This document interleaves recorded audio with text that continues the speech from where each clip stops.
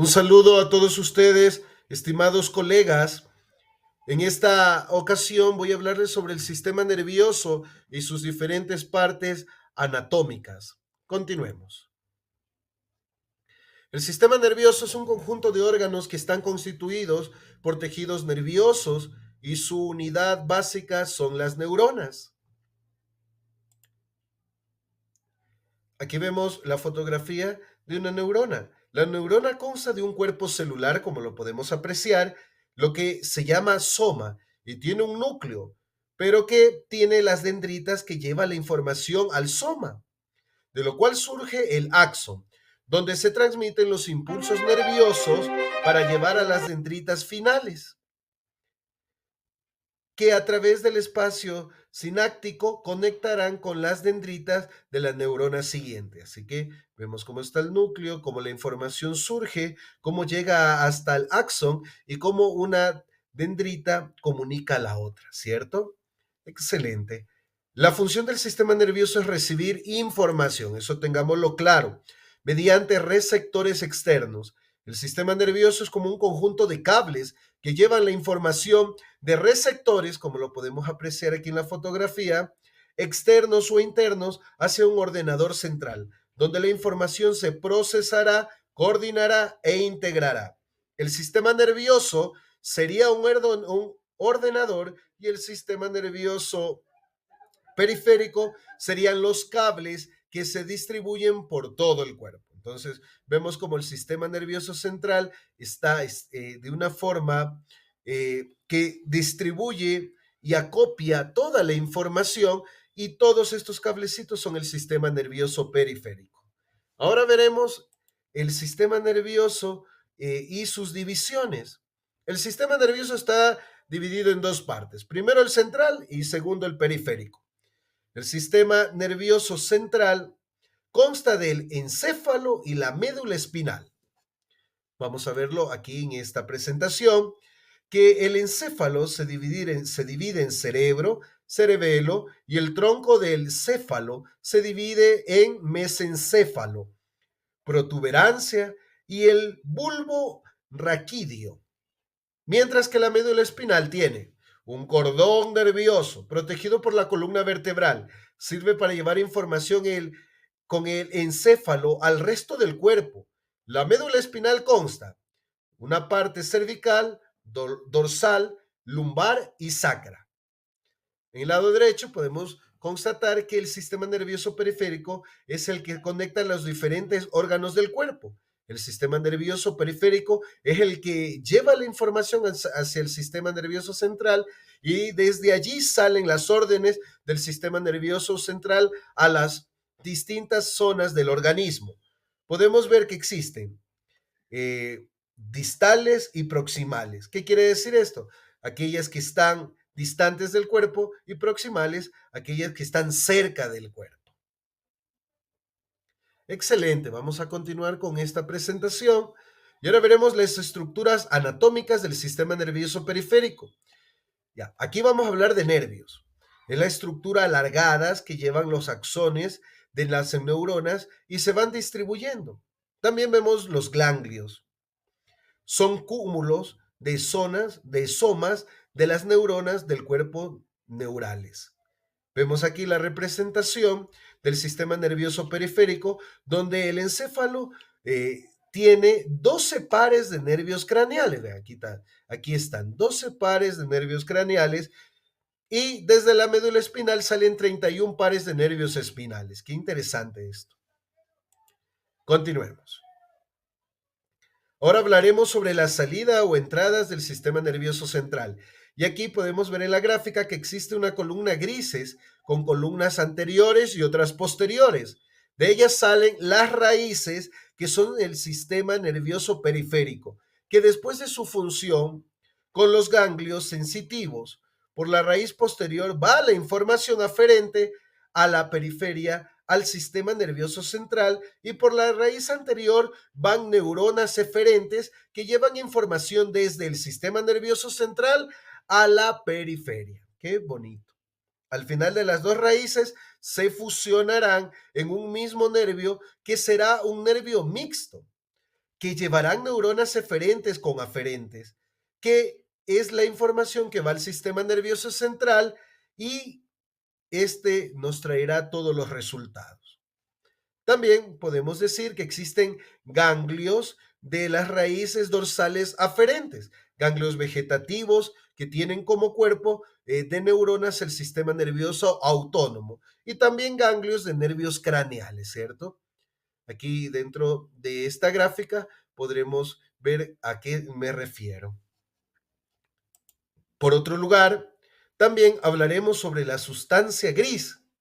La sustancia gris es el acúmulo de cuerpos neurales del sistema nervioso central y se centran o se encuentran en la periférica del cerebro central, en el tronco del encéfalo y la médula espinal.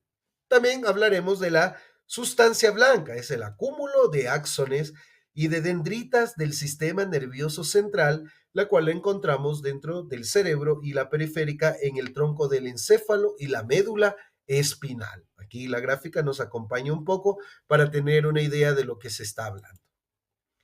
Finalmente hablaremos sobre la división funcional del sistema nervioso. El sistema nervioso está dividido funcionalmente de los nervios somáticos y autónomo. ¿Qué quiere decir? El sistema nervioso somático está relacionado con los movimientos voluntarios, vías aferentes, es decir, de la vista, del oído, del olfato, y vías eferentes, lo que hacen los músculos, estirarse, ¿cierto?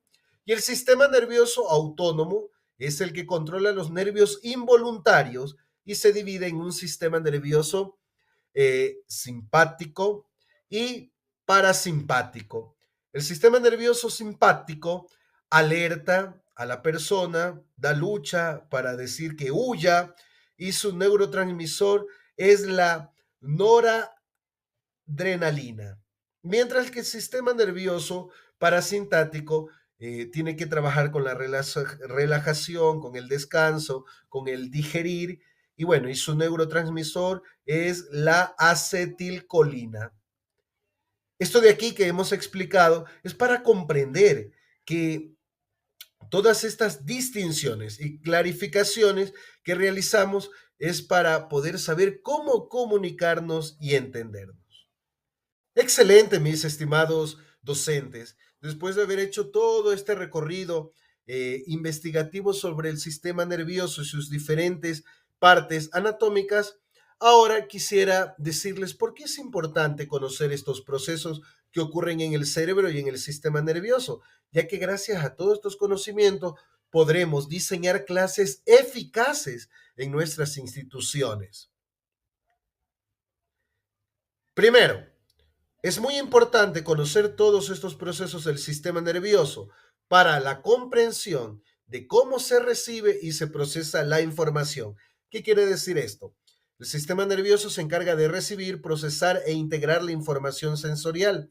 Entender que el cerebro recibe información de los receptores externos a través de las neuronas y que esta información se procesa en el encéfalo y la médula espinal, que permite diseñar actividades que estimulen estos procesos de manera efectiva. Por ejemplo, utilizando métodos multisensoriales que capten la atención y faciliten la comprensión. Aquí vemos una fotografía de unos jóvenes que, bueno, por medio de colores, por medio de la luz, por medio de música, se disponen a poder estimular y poder captar la información con mejor comprensión desde el sistema nervioso.